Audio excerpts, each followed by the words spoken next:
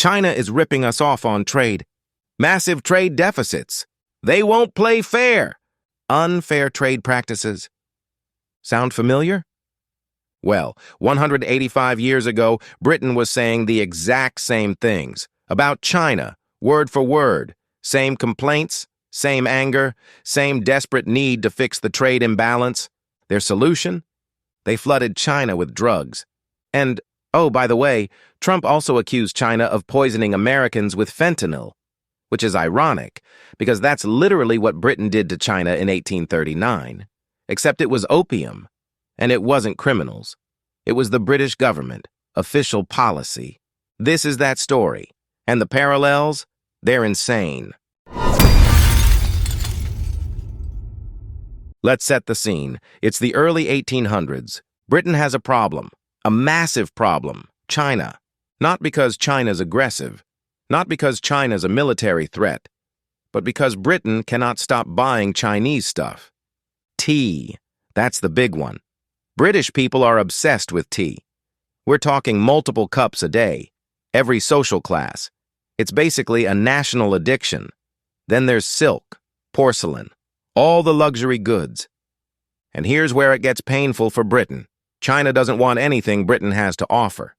Britain's like, hey, want some wool? How about these clocks? Check out this machinery. China's response? Nah, we're good. We have everything we need. You want our stuff? Pay us in silver. Pure silver. So every year, British silver is just flowing into China. Millions of pounds worth. It's hemorrhaging their economy. If this sounds familiar, it should. Just replace silver with dollars, and you've basically got Trump's complaints about the U.S.-China trade deficit. Same problem, different century, but wait, it gets worse for Britain. China isn't just refusing to buy British products. They've set up this system called the Canton system. Foreign trade is restricted to one city. Canton. That's it. Now called Guangzhou. Foreign merchants can't enter Chinese cities, can't speak to officials directly. Everything goes through government-approved middlemen. It's basically the most restricted market access you can imagine. British reaction? This is outrageous! This is protectionism! Free trade! Again, sound like any recent complaints about Chinese market access? About regulations? About state control? History doesn't repeat, but man, it rhymes. By the 1830s, Britain's trade deficit with China is catastrophic. Their silver reserves are depleting. Something has to give. So what do you do when you're losing a trade war? If you're modern America, you impose tariffs. You threaten sanctions. You tweet angrily. If you're 19th century Britain, you become a drug dealer. The British East India Company. Now, let's be clear about what this organization was. This wasn't just a trading company. This was a corporation with its own army, its own navy. It controlled most of India. It had government-backed monopolies. Imagine if Amazon had aircraft carriers and ruled half of Asia. That's the East India Company. And someone at this company had an idea, a terrible, genius idea. India, which Britain controlled, grew opium. Lots of it. The poppies grew beautifully in Bengal. And people in China. Well, some people in China smoked opium. So here's the plan. Grow opium in India. Smuggle it into China. Chinese people buy opium. Britain gets its silver back. Trade deficit solved. Brilliant, right? Except for the part where you're literally building your economic recovery on mass drug addiction. But hey, details. Now, technically, opium was illegal in China. Had been for decades. But the East India Company didn't care.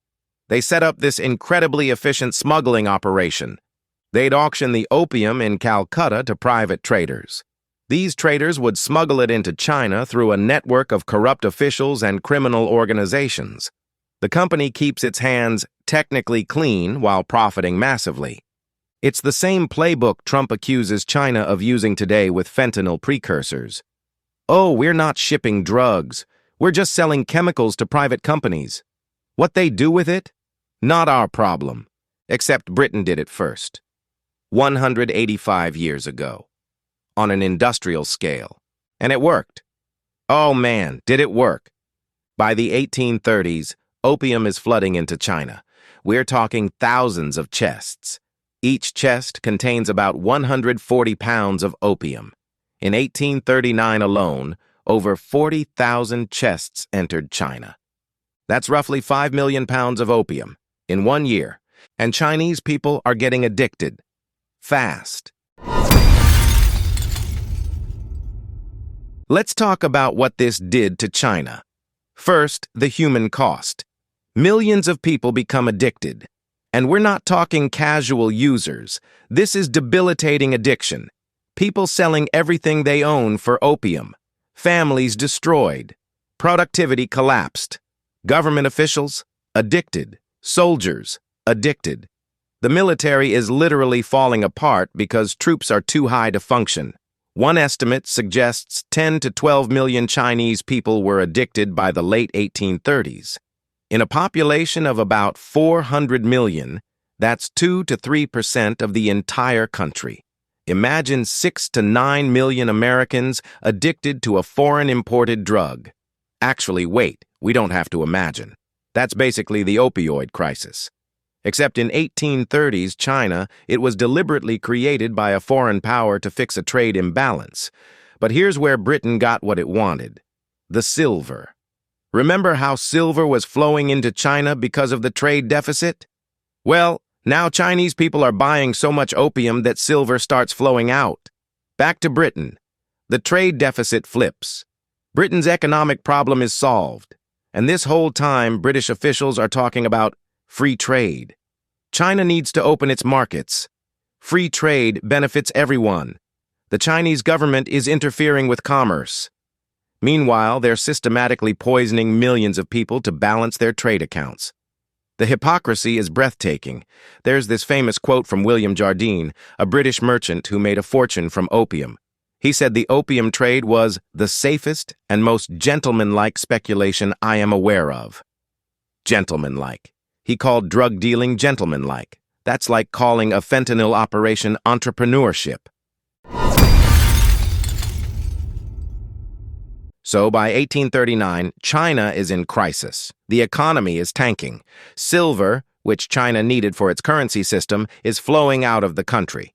The social fabric is disintegrating. The government is losing control. Something has to be done. The Qing emperor decides to crack down, hard. He appoints a guy named Lin Zexu as special commissioner. Lin's job: end the opium trade, whatever it takes. Now here's where the story gets interesting, because you might think this is a simple moral story, right? Evil British drug dealers versus righteous Chinese officials fighting to save their people. But here's the thing. That's not quite what happened. See, when we look at the actual documents, the imperial decrees, the debates in the Chinese court, the main concern wasn't really about the drug addiction. I mean, sure, they mentioned it. But what they were really worried about? The silver. Chinese officials were freaking out about the economic impact, the currency drain. One proposal that got serious consideration was, let's not ban opium. Let's just grow our own. That way the silver stays in China. Wait, what? Yeah. Some Chinese officials literally suggested that instead of stopping the drug trade, China should just become the dealer. Keep the profits domestic. Problem solved. It's like if the U.S. response to fentanyl was, you know what? Let's just make our own fentanyl. Then the money stays here. That was a real proposal. Now Lin Zexu took a harder line. He wanted to ban it completely, stop the trade, save China. But even in his famous letter to Queen Victoria, where he pleads with her to stop the opium trade, the economic argument is front and center. You're draining our silver. It's not just you're killing our people. So Lin arrives in Canton in March 1839, and he's not messing around. He's about to do something that will trigger a war that will shatter China's illusions about its place in the world, a war that will start what the Chinese call the century of humiliation. But here's the kicker. Both sides in this war are going to claim the moral high ground. Both sides are going to say they're the victims. Both sides are going to act like they're the good guys. And the truth? Neither of them are. In the next episode, we'll see what Lin Zexu does, how Britain responds, and how this trade dispute escalates into something nobody expected. But I'll leave you with this thought. When Trump accuses China of poisoning Americans with fentanyl, he's echoing exactly what China said about Britain in 1839. When Western politicians complain about Chinese trade practices, they're echoing exactly what Britain said about China in 1839. The players have changed. The drugs have changed. But the playbook? The playbook is exactly the same. Next time, the man who started a war by doing the right thing, for the wrong reasons. See you in episode 2.